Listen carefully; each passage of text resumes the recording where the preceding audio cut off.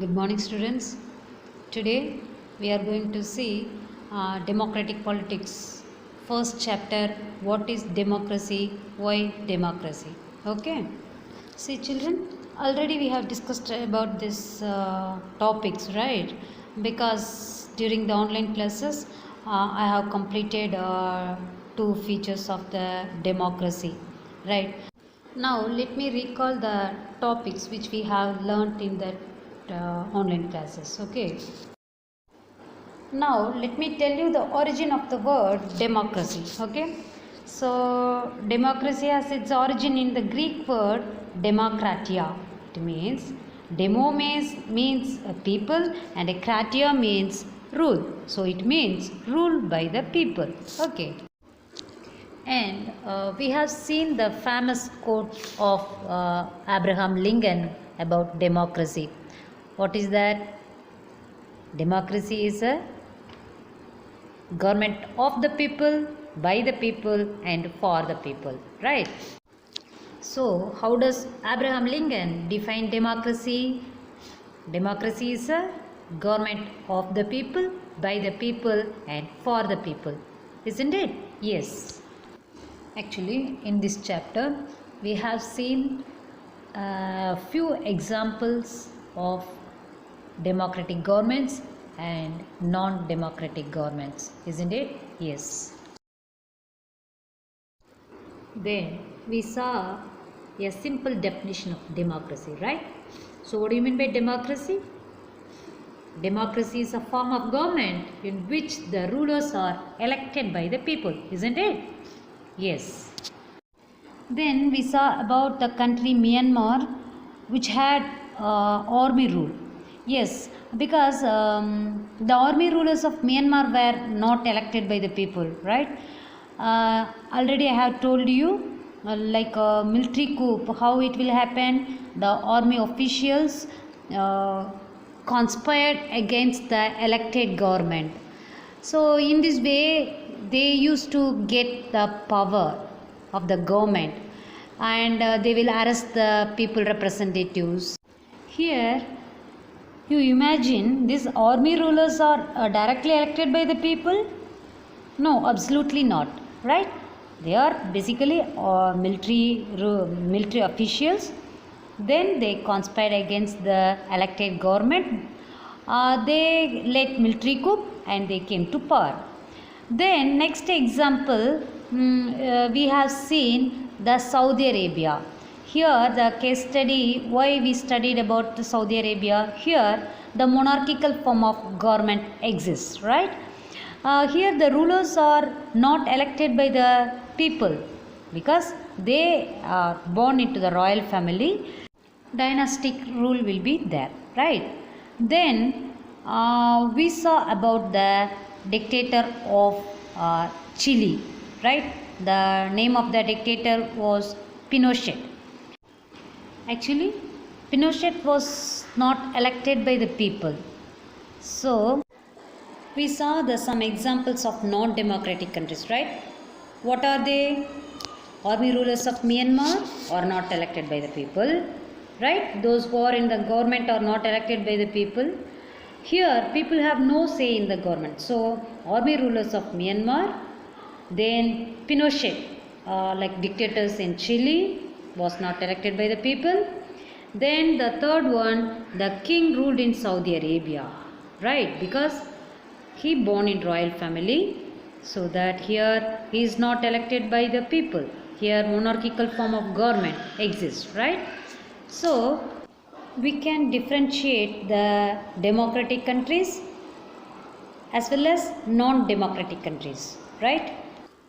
In fact, every government in contemporary world wants to be called a democracy because democracy is the best form of government, isn't it? Yes.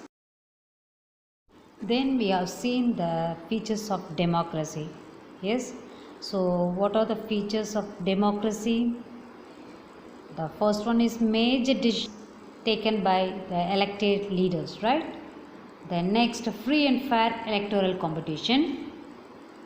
Then what else? Next is one person, one vote, one value, then rule of law and respect for rights. Yes, then at last we have seen that how the democratic form of government is accountable to the people. Yes, let us discuss each one. So, the first features of democracy are the final decision making power must rest with those elected by the people, right? Simply we can say major decisions are taken by elected leaders. Yes, because on behalf of us, these elected leaders will take the major decisions for well-being of people. Yes. Now we are going to see the military coup which happened in Pakistan, right? Who led a military coup in Pakistan? General Parvez Musharraf, right? See, in Pakistan, General Musharraf led a military coup in October 1999. So, in which year military coup led by General Musharraf? In the year 1999, right? What did he do? He overthrew a democratically elected government and declared himself the chief executive of the country. See, already I have told you these military officials conspired against the elected government. So, they used to overthrow a democratically elected government and declared themselves as a ruler of the country. Likewise, General Parvez Musharraf declared himself the chief executive of the country. Then later he changed his designation to that of a president, and in 2002, how did he do? He held a referendum in the country. Do you know the meaning of referendum? In Tamil referendum na vaakkeduppu, okay, a direct vote in which the entire electorate is asked to either accept or reject, yes or no அப்படிங்கிற அந்த ஓட்டெடுப்புக்கு விடுறது தான் referendum. Okay, so in this way Parvez Musharraf held a referendum in the year 2002 that granted him a 5-year extension. So his period was extended. Then that time Pakistani media, human rights organizations and democracy activists, that social activists, said that the referendum was based on malpractices and fraud. But no way he got the extension of another 5 years. Then in August 2002 he issued a legal framework order. So who issued a legal framework order in 2002? General Parvez Musharraf, right? Then according to this order, the president can dismiss the national and provincial assemblies. And also the work of the government, the provincial and national government, was supervised by a National Security Council which was dominated by military officers. So obviously here there is no democracy, because Pakistan government came under the control of military officials. Yes, so who is General Parvez Musharraf? What did he do? General Parvez Musharraf was the president of Pakistan. In October 1999 he overthrew a elected government and declared himself the chief executive of the country. Then later on he changed his designation as a president of the country, right? Then how did General Parvez Musharraf came to power in Pakistan? In Pakistan, General Parvez Musharraf came to power after overthrowing the elected government through military coup, right? Military coup in October 1999, isn't it? Yes. Okay, in which year was a referendum conducted by General Parvez Musharraf in Pakistan? In the year 2002. Yes. Okay, what was the purpose of the referendum conducted by General Parvez Musharraf in Pakistan? Because the referendum granted 5-year extension to General Parvez Musharraf in Pakistan as a president of the country. Yes? Okay, by whom was the legal framework order issued in Pakistan? The legal framework order was issued by General Parvez Musharraf in Pakistan. Isn't it? Yes. So, here the final decision making power rests with whom? Rests with military officials and General Parvez Musharraf, right? Because he was the president of the country. Yes. But if you see in democracy, with whom does the final decision making power rest in? Of course, elected representatives of the people. Yes or no? Yes. Actually, in a few countries, the real power was with some external powers and not with locally elected representatives. It means the powers are not rest in the elected representatives. So, this cannot be called people's rule, isn't it? Yes. So, this gives us the first feature. In a democracy, the final decision making power must rest with those elected by the people. Then we discussed about the free and fair electoral competition, right? This is the second features of the democracy, right? Actually, in China, elections are regularly held after every 5 years for electing the country's parliament, right? So, how many years once in the elections will be held in China? Every 5 years. Actually, the China's parliament is called Quango Renim Dalbia. Actually, simply we can say National People's Congress. So, the China's parliament is also known as National People's Congress. Isn't it? Yes. Okay. Then the National People's Congress has the power to appoint the president of the country. So, who has the power to appoint the president of the country?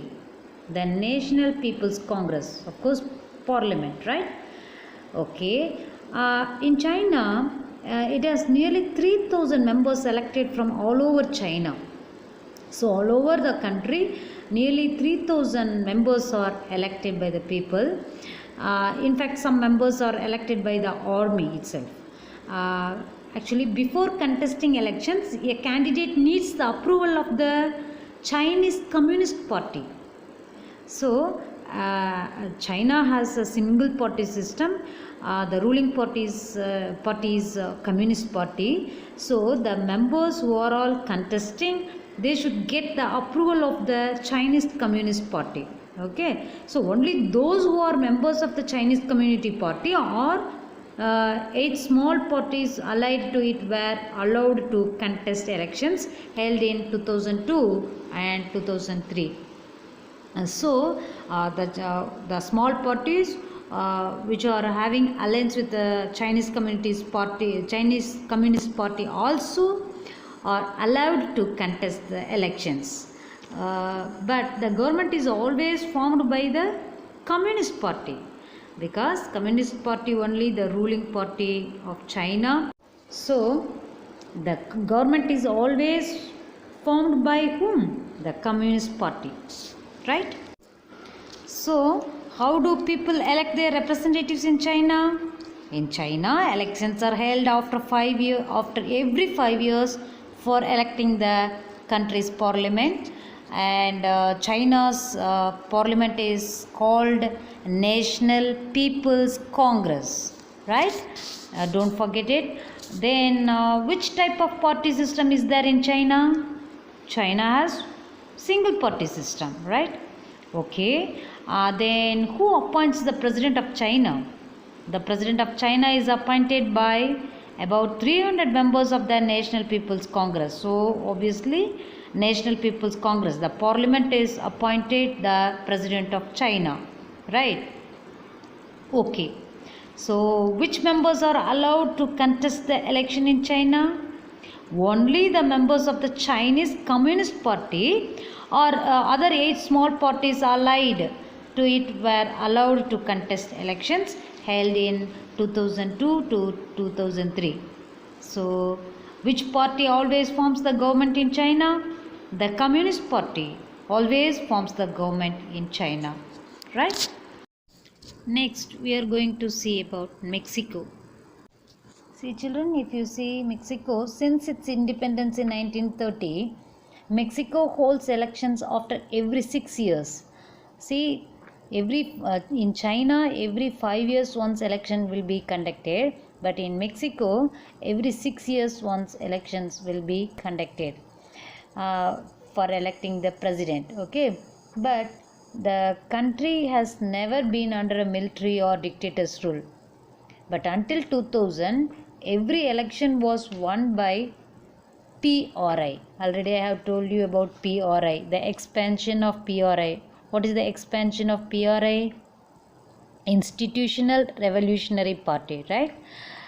Actually, the PRI, the Institutional Revolutionary Party only always will form the government.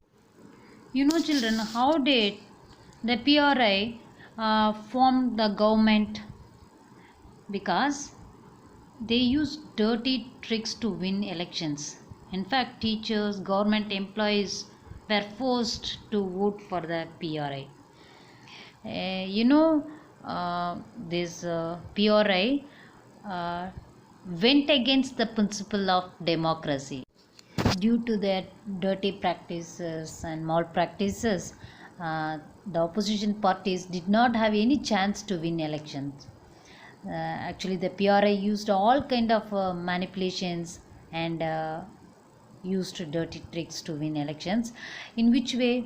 See, government servant and teachers were forced to influence voters. Basically, in the democratic country, no one forced the people to vote for their parties, especially in the government servant or independent. But here in Mexico, government servant and government teachers were forced to influence voters. And also there was no independent media. Media was restricted by the government. Always they used to project the ruling parties only. They ignored the opposition parties' activities.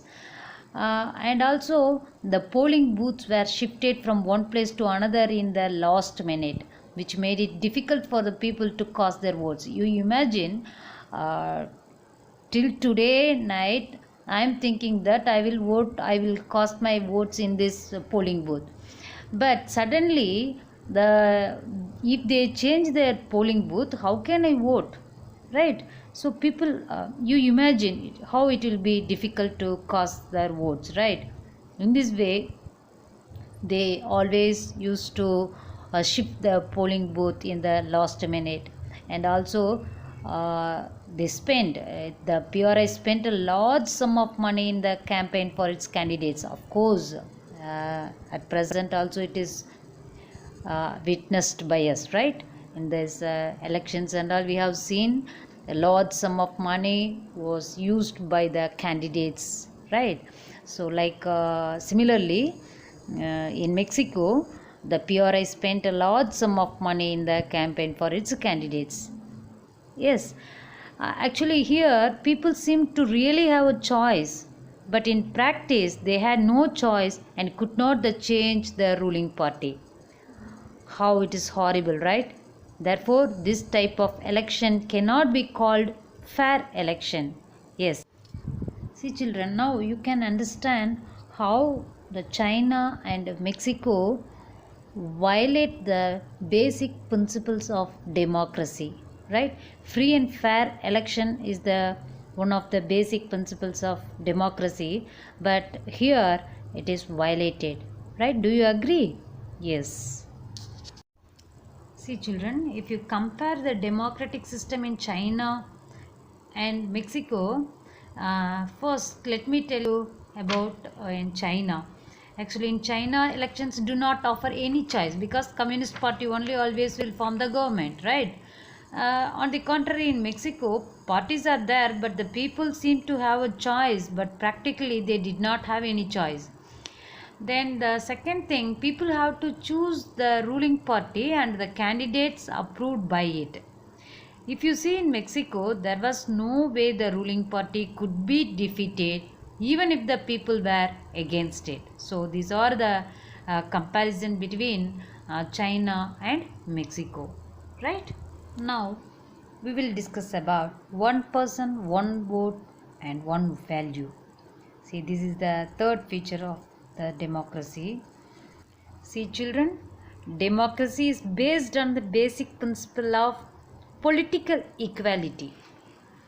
Okay, so political equality, it means arasiyal samatvam. Okay, see children, here political equality refers to voting rights of the people. In a democracy, people have equal voting rights irrespective of their caste, religion, gender or class, right? So irrespective of caste, creed, gender, they will have vote whoever attains at present 18 years, right? So through this universal adult franchise, people are getting voting rights. Actually, this principle, this adult universal adult franchise or universal adult suffrage, this principle has now come to be accepted almost all over the world. Yet there are many instances of denial of equal right to vote. Let us discuss.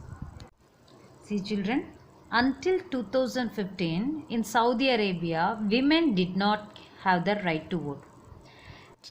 See children, here you can raise the question, ma'am, there is a monarchical form of government. How election will be conducted? Actually, the rulers are coming from royal family, but the local representatives are generally elected by the people. Okay, that election, that during that local election, women didn't get voting right, but after that, after 2015, women also allowed to put vote. Okay, then next we are going to see about Estonia. See, in Estonia, Russian minority find it difficult to get the right to vote. Why? Because Russians are minority, numerically they are minority, so that they didn't get voting rights. You imagine, if you take India, many religions are in minority, right? But here you see, all are getting, whoever attains 18 years, they are getting voting rights, right? Whether they are belonging Christian, Muslim, Parsi, like that is not a problem. Irrespective of caste, creed, gender, whoever attains 18 years old, they are having voting rights.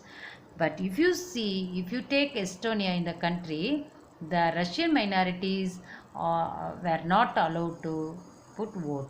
So here the voting rights were denied by the government, isn't it? Yes. See children, now we are going to see about Fiji Islands. Actually, Fiji Islands are located in South Pacific Ocean. If you see Fiji Islands, actually Fiji Islands are located in South Pacific Ocean, right? Here the electoral system is such that the vote of an indigenous means that native residents, okay, native people. Here Fiji has more value than that of an Indian Fijian. Fijian means since long years they used to live over there. But if you see, the vote of an indigenous has more value than that of an Indian Fijian. This is the difference. Okay, so we have seen the three instances which are exceptions of the principle of one person, one vote and one value, right? So here democracy is based on the basic principle of political equality. In a democracy, don't forget it, each adult citizen must have one vote and each vote has one value. But we saw the case study of three countries in Saudi Arabia, how the women didn't get voting rights until 2015. Then Estonia, how the Russian minority find it difficult to get the right to vote. And the third one, the Fiji Islands, how the Indian Fijian votes are not native, that indigenous Fiji. Okay. So, in a democracy, each adult citizen must have one vote and each vote must have one value. Got it? Next feature of the democracy is rule of law and respect for rights. See, children, rule of law refers that all are treated equally and nobody is above the law. So simply we can say rule of law states that all are equal in front of law irrespective of their caste, creed, gender, region. In fact, whether he is prime minister or common people, all are an equal in front of law. That is the basic principle of democracy. Got it? See, children, to understand clearly that principle, we will take Zimbabwe as the example. Okay? You know, children, Zimbabwe is a South African country. Uh, Actually, Zimbabwe attained independence from white minority rule in 1980. So, in which year they got independence? In the year 1980. From whom? From white minority. It means white people, British. Since then, the country has been ruled by ZANU PF, means ZANU PF. Actually, this is the political party that led the freedom struggle. So, its leader Robert Mugabe ruled the country since independence. See, children, how in India, Indian National Congress led the freedom struggle. Like in Zimbabwe, ZANU PF, the party that led the freedom struggle. Actually, who was the leader of that ZANU PF? Robert Mugabe. So, Robert Mugabe, since independence, ruled the country. Here, elections were held regularly and always won by ZANU PF. As already we have read in which country, Mexico, right? That PRI always will form the government.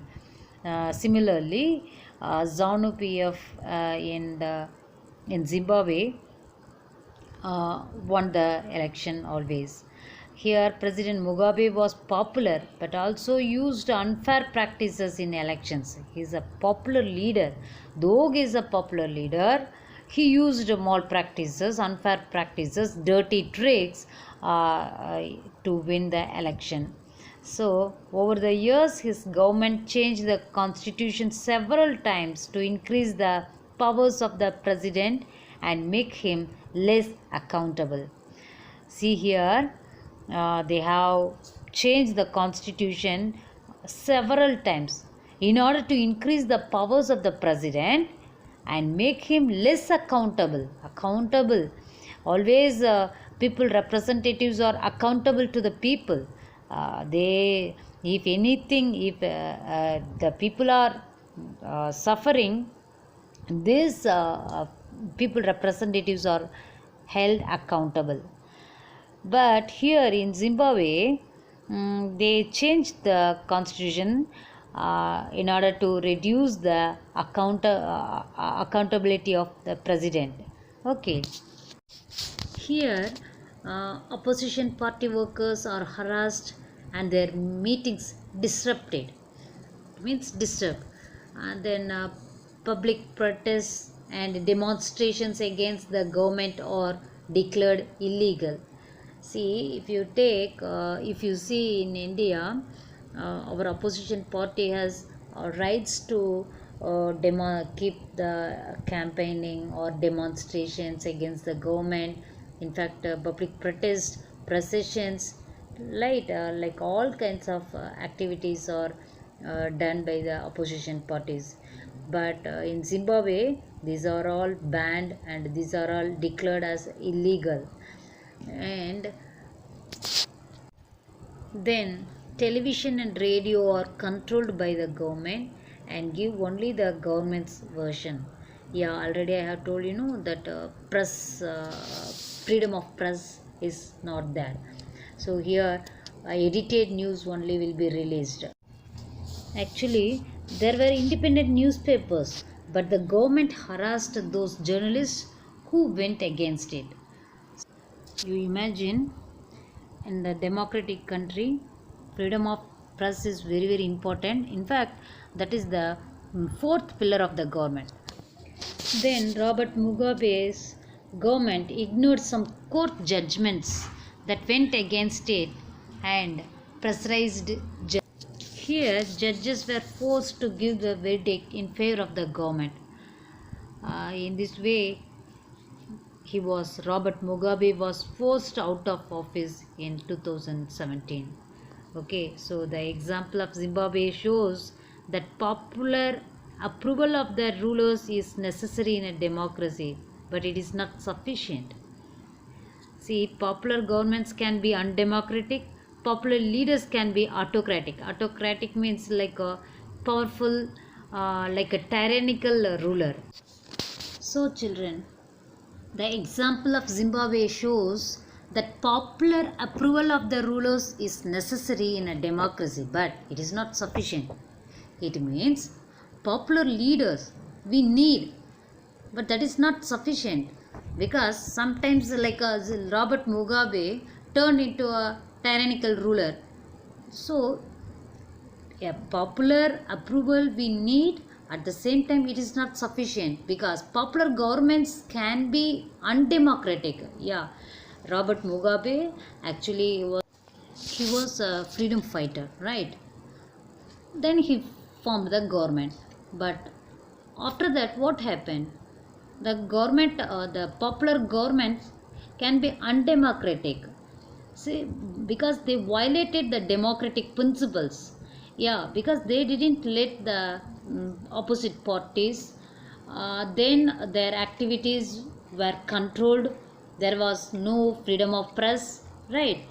So children, Zimbabwe, the country, shows how popular governments can be undemocratic and how popular leader can be autocratic. Okay, do you understand the basic principle of democracy, how it is violated by the popular government or popular leader? So that you should understand that clearly, the basic principles of democracy. See children, if we wish to assess a democracy, it's important to look at the elections. Yeah, but it is equally important to look before and after the elections. How there should be sufficient room for normal political activity. Here, room denotes space. Okay, so there should be sufficient space for normal political activity, including political opposition in the period before elections. Actually, this requires that the state should respect some basic rights of the citizen. Yeah, see, before the election, that opposition party should have right to express their views. Okay, see, where there is no freedom of expression, there won't be democracy. That only in Zimbabwe, in Mexico and all show us. So they should be free to think. The citizens should be free to think, to have opinions, to express these in public in form of associations, to protest and take other political actions. Simply we can say citizens have rights to think, to have opinions, to express these in public, to form associations and protest and take other political actions. Yeah, you can witness the recently only Tamil Nadu elections got over. You have witnessed many processions, many protests, many political actions happened, right? So before elections, everyone has rights to select their leaders, right? Everyone should be equal in the eyes of law, we know very well, right? So these rights must be protected by an independent judiciary. Yeah, judiciary is the guardian of our fundamental rights, right? So these rights must be protected by an independent judiciary whose orders are obeyed by everyone. Yeah, so judiciary, independent judiciary only will take care of this basic fundamental rights which is given by our constitution. Got it? Similarly, there are some conditions that apply to the way a government is run after the elections. See, after the elections, the government will be formed by the political parties, right? After they come to power, they should not act like dictators, like, because our constitution laid some limitations, some rules and regulations. So with these limitations only, the political parties, the government exercise their power, right? So the government has to respect some basic rules. In particular, it has to respect some guarantees to the minorities, especially to the minorities, because the weakened sections or the minorities of the society will feel alienated if there is any discrimination. So the government should avoid, especially in democratic countries, these minorities also should be given rights to take part in that government. So every major decision has to go through a series of consultations. Yeah, before going to take any decision, major decision, the government officials as well as political executives, means prime minister and his cabinet ministers, have that periodical discussions and consultations. After the long process only, the bill will be submitted in the parliament, then the bill will be passed. Then every office bearer has certain rights and responsibilities assigned by the constitution and the law. Here office bearer means like our representatives, the ministers, okay, they will be coming under the office bearers. They have certain rights and responsibilities assigned by the constitution and the law. Yes, ministers, how the executives and legislature will function, and how they exercise their power with their limitations, with their jurisdiction. Actually, none of them can exercise unlimited power. Okay, so our people representatives or elected leaders are accountable to the people. So these aspects give us fourth and final features of democracy. A democratic government rules within limits set by constitutional law and citizens' rights. Okay, so far we have discussed about the features of democracy, right? So what are the basic features of democracy, or major features of democracy? The first one is the major decision is taken by the elected representatives. Then through elections, people get opportunity to change the government. Yeah, free and fair elections. Through the free and fair elections, people can change the rulers, right? Then the choice of electing and removing the elected representative is available to all on equal basis, right? The process of election and the constitution puts a limit on government. So these are the major features of democracy, and mainly why the democracy is a better form of government, because this is accountable. These elected leaders are accountable to the people, and the main features of democracy is right to vote and free and fair election. That we should not forget it. Then let me ask you a question. Under which form of government political equality is given importance? Under democratic government, political equality is given importance.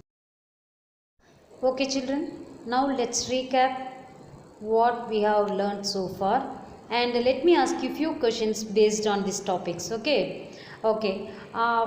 let us see the simple definition of democracy. What do you mean by democracy? Actually, democracy is a form of government in which the rulers are elected by the people, right? Okay. How does Abraham Lincoln define democracy? Abraham Lincoln defined democracy as a government of the people, by the people, and for the people. Okay, children. When did Parvez Musharraf come to power in Pakistan?